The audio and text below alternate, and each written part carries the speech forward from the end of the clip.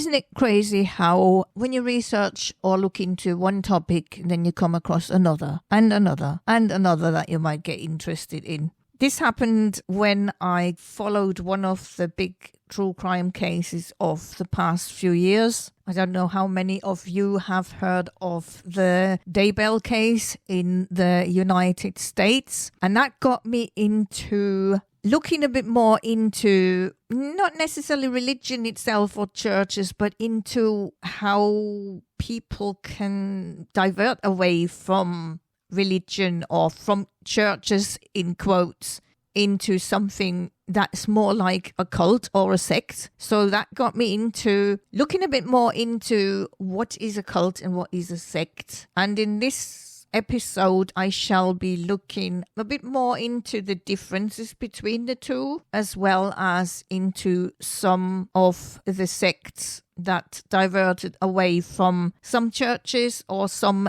religions, more like, because there's not only like Christian examples, there are examples from other religions or faiths as well.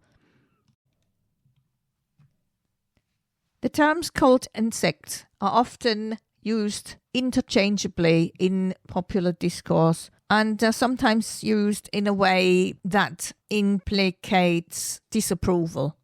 However, in the academic study of religion and sociology, they have very distinct meanings and characteristics. And we're now looking into the differences, what makes a sect and what makes a cult. A sect, to start with those, is generally a subgroup or faction that has broken away from a larger, more established religious organization. They typically do so due to disagreements over beliefs, practices, or interpretations of the main religion. And it might be helpful to see this as some offshoot or a branch of an existing faith. Key characteristics of a sect are as follows. Sects emerge from an existing mainstream religion. They are often formed by individuals or groups who believe the parent religion has strayed from the original pure form in quotes, because it's all up for interpretation, isn't it? While sects have distinct interpretations, their core beliefs are usually still rooted in the parent religion. They aim to restore or uphold what they in the sect see as the true doctrines. Sects often exist in tension with mainstream society and the parent religion. They may be critical of societal norms or the perceived compromises made by the larger religious institution. However, they generally seek to coexist, even if they maintain distinct practices. For example, the Amish community. Sects can have charismatic leaders, but often also have a more defined, though perhaps decentralized leadership structure based on respected individuals or interpretation of scripture. The membership of sects is typically voluntary and often stems from a desire for a more rigorous or specific interpretation of the religion. They may demand a high level of commitment from their members. Examples could be Protestantism, funny to look at it as a sect, as it emerged from Catholicism. Then there are many different various denominations within Christianity anyway, like the Baptists or the Lutherans. And then, for example, in Islam, you've got the Sunni and the Shia. And in Judaism, there is the Hasidic Judaism. I look a bit more at some of the different sects or diversions from religions, from the main religions later on. But let's first look at what is a cult. And I'll keep this one very basic because there will be another episode, an extra episode on understanding cults, which goes really deep into the subject. So, what is a cult? In academic terms, a cult is typically defined as a new religion or spiritual movement that represents a more radical break from existing religious tradition. Many do not resemble a sectarian separation or diversion from an older tradition at all. The term is also used to describe groups that exhibit a high degree of control and manipulation over their members, regardless of their religious affiliation. And key characteristics of a cult, and they go more into a negative popular sense. Cults often arise anew with novel beliefs and practices, or an eclectic mix of ideas from various sources. They don't necessarily stem from a pre-existing religion, but quite a lot of them kind of are in a way. At least that's what I've picked up so far in all my research. Beliefs in a cult often claim to come from a new revelation or insight from a charismatic leader, but fundamentally alter or supersede older traditions. Their beliefs can be highly unorthodox or unique. Cults frequently isolate themselves from mainstream society, and they hold hostile or defensive attitudes towards outsiders. They often encourage members to cut off contact with family and friends who are not part of the group, fostering dependence on the cult and its leader. The leadership in cults often consists by or is characterized by a charismatic and authoritarian person who exerts significant, often dictatorial control over the group. The leader's influence is immense, dictating many aspects of the follower base. A defining feature of cults is the high level of control and manipulation exerted over members.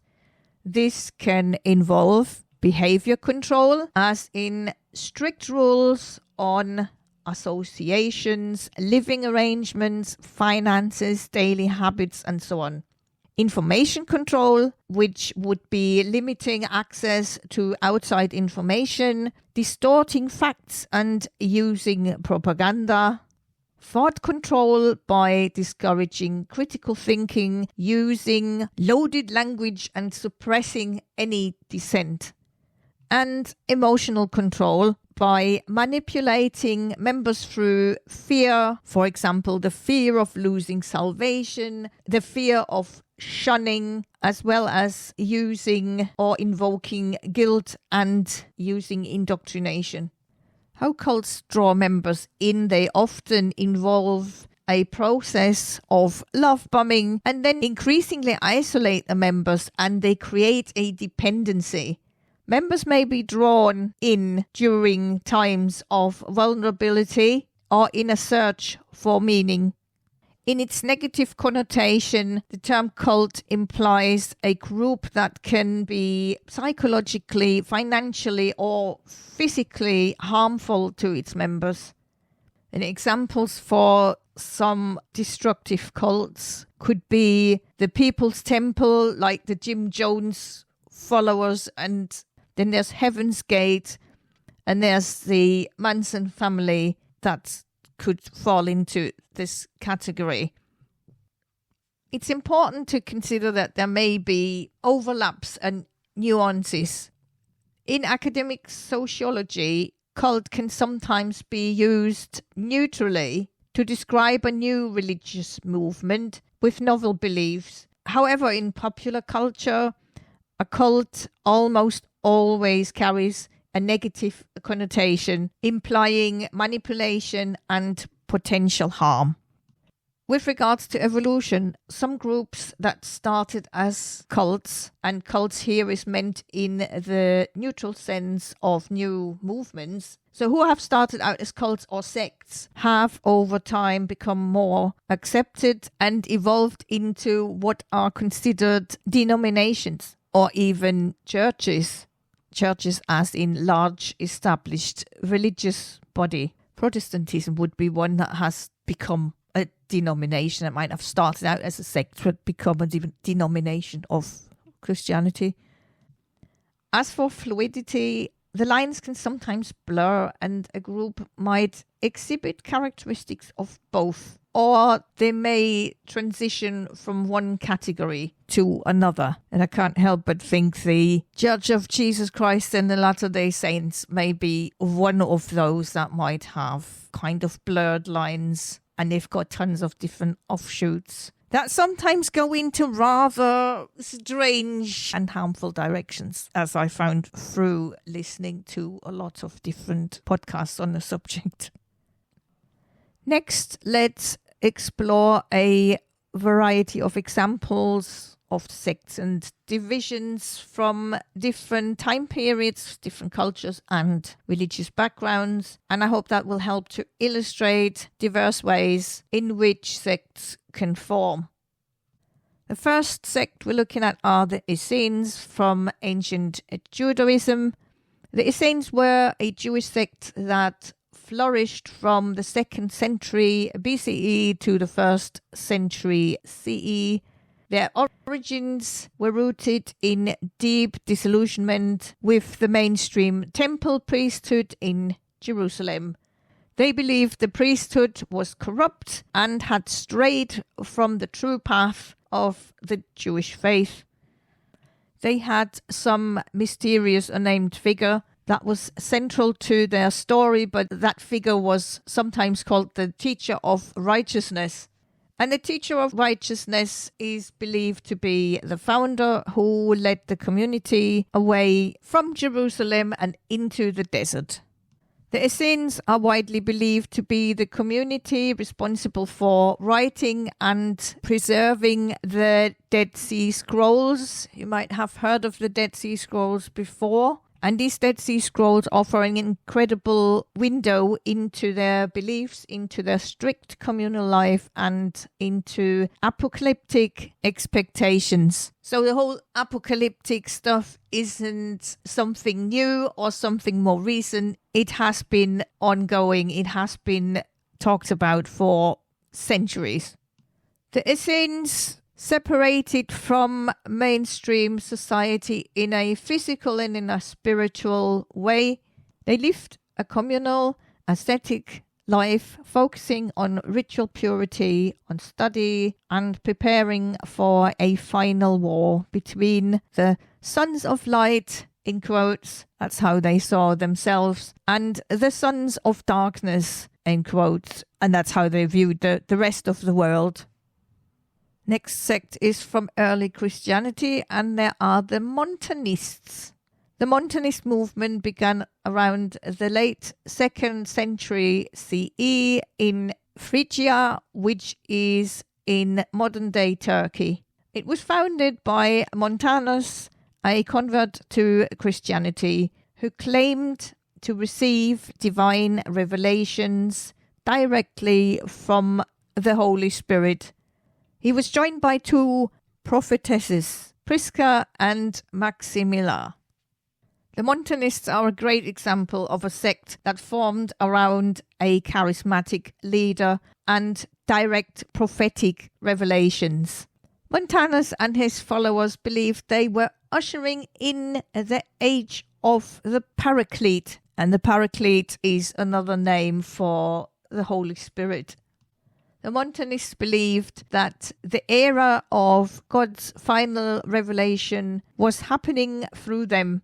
They challenged the growing authority of bishops and a more structured church hierarchy, which was consolidating power at the time. They predicted the imminent end of the world and believed that a heavenly New Jerusalem would descend in their home region of Phrygia, prompting them to gather there. And the New Jerusalem theme appears in quite a few other sects or even cults that derived away from original Christianity.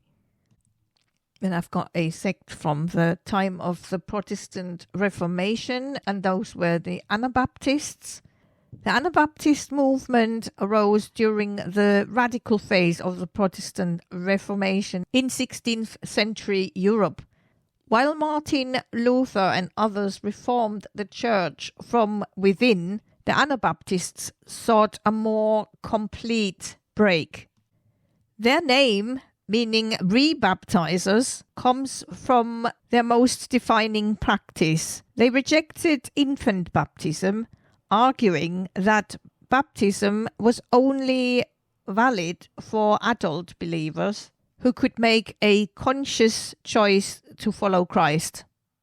The Anabaptists, they took a literalist approach to the New Testament, leading them to practices like pacifism, communal living, and a strict separation from the state, church, and government. Anabaptists faced intense persecution from both the Catholic and mainline Protestants, which were the Lutherans and the Calvinists. They were seen, the Anabaptists, they were seen as a threat to social and political order because they refused to swear oaths, serve in the military, or recognize state authority over their religious lives. Important to note is that the term Anabaptist does not refer to a single unified group because it included a wide range of communities, from peaceful non-violent ones, like for example the Mennonites, to more radical militant groups, like for example the short-lived Kingdom of Münster. Next example is the Baha'i Faith as a modern religion. While it is now a distinct, independent religion, it originated as a sect of Shia Islam in 19th century Persia, which is the modern-day Iran. It began with the Bab, which means the gate, who declared himself a new prophet and the promised Messiah of Islam. His followers were known as Babis. A central point of contention with mainstream Islam was that the Bab saw himself as a prophet after Muhammad, because most Muslims believe that Muhammad is the final prophet. The Bab's claim, and later the claim of Baha'u'llah, please mind my pronunciation, which was the Bab's successor, was a fundamental break from this tenet. And the core principle of the Baha'i Faith is that God reveals his will progressively through a series of divine messengers, as some series of progressive revelations, and those revelations come from messengers that include Abraham, Moses, Jesus, Muhammad, and now the Bab and Baha'u'llah. The Babi movement was violently suppressed in Persia, leading to the execution of the Bab himself.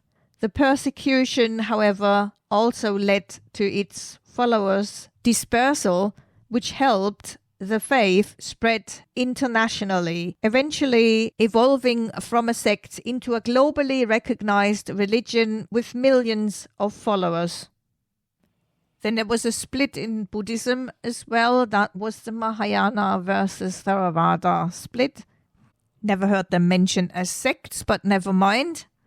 The schism between Mahayana and Theravada Buddhism is one of the most significant divisions in the religion's history, believed to have occurred around the 1st century BCE, and the split was not about a single dramatic event, but a gradual divergence of philosophical and salvation-related ideas.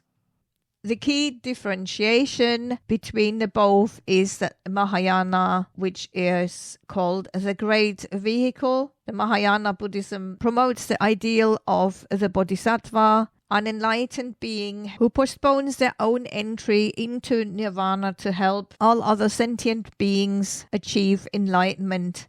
This is a contrast to the Theravada ideal, the ideal of the Arhat, a person who achieves individual liberation.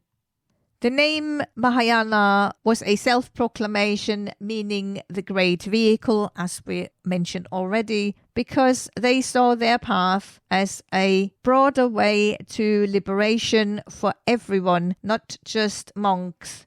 In turn, they referred to the older, more monastic tradition as Hirayana, or the lesser vehicle, but this term is now seen more as a derogatory term by many. This schism in Buddhism led to a major geographical split. The Theravada Buddhism is now dominant in Southeast Asia, which is Thailand, Myanmar or Sri Lanka, while the Mahayana spread to Eastern Asia, as in China, Japan and Korea, as well as in Tibet. And all that led to the development of unique practices like the Zen and the Pure Land Buddhism. Next example is about Jainism and the Digambara and the Svetambara sects. This example from Jainism is a classic example of a sect forming over a debate about ascetic practices and historical authenticity. The schism between the two main sects of Jainism became complete around the 5th century CE, but its roots go back much earlier to a famine in the 3rd century BCE. There was a devastating 12-year famine, and that famine forced a large group of Jain monks to migrate south. The monks who remained in the north relaxed certain ascetic rules, including the practice of nudity. When the southern group returned, they were horrified by this change. I should maybe mention as well that Jainism originates from India. So the central point of division of the two is right in the names themselves. Digambara means sky-clad, which refers to the monks' practice of not wearing any clothes as a sign of non-attachment to worldly possessions, while Svetambara means white-clad, as their monks wear simple white robes. The initial seemingly simple disagreement led to other more profound differences. Digambara believe that women cannot achieve liberation or moksha without being reborn as men, while Svetambara believe they can. They also have different canonical texts, as the Digambara believe the original scriptures were lost and reject those accepted by the Svetambara. And the last example comes from Sikhism, which are the Udasi and Nirmala sects. While most modern Sikhs identify with the mainstream Khalsa tradition, Sikhism has a rich history of different sampradayas, which means traditions or sects. And two of the earliest and most prominent sects are the Udasi and Nirmala. Their origins are tied to the lives and teachings of the early gurus.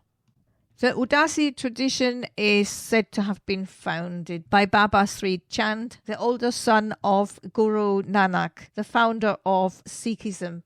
While Guru Nanak promoted a path of active householder living, Sri Chand advocated a more ascetic, monastic path, rejecting worldly life and family.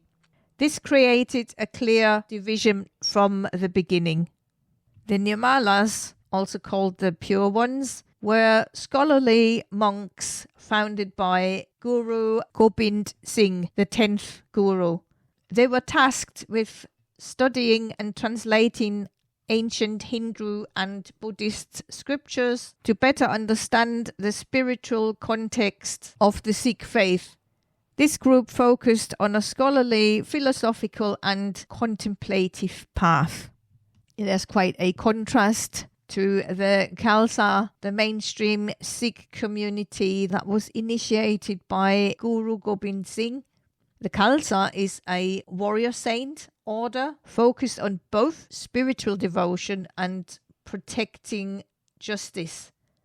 The Udasi and Nirmala sects, with their more ascetic and scholarly focus, show how different interpretation of the core Sikh message could lead to distinct spiritual paths.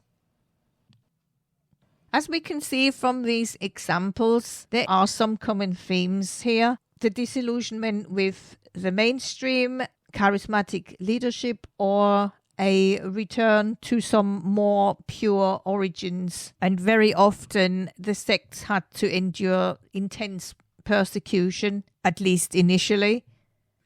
It may also be worth mentioning that even though most examples of the sects refer to more peaceful people and interpretations and developments, there are some that include more radical and violent and harmful developments. That applies to sects as well as it does to cults. So in summary, the primary distinction lie in origins, in degrees of breaks from established traditions, and the level of control and potential harm exerted, especially by the leader or leadership. Sects are typically offshoots of existing religions with a desire for doctrinal purity, while cults, in the common negative sense, are more characterized by novel beliefs, a highly authoritarian leader, and often by manipulative control over members. As I mentioned earlier, there will be another episode about understanding cults a bit more in depth. That also will involve more of the mind manipulation techniques they use. And not just mind manipulation, it's manipulation of the members, so to speak. It's not just the mind they're manipulating, they are doing a lot worse. And that will all be revealed in the next episode of Exploring Brain and Mind. And that brings us to the end of today's episode of Exploring Brain and Mind. Share the episode if you enjoyed it with others who might be interested in the topic, and follow and subscribe to the podcast on Apple, on Spotify, Amazon Music and YouTube. And I hope you will tune in again next time.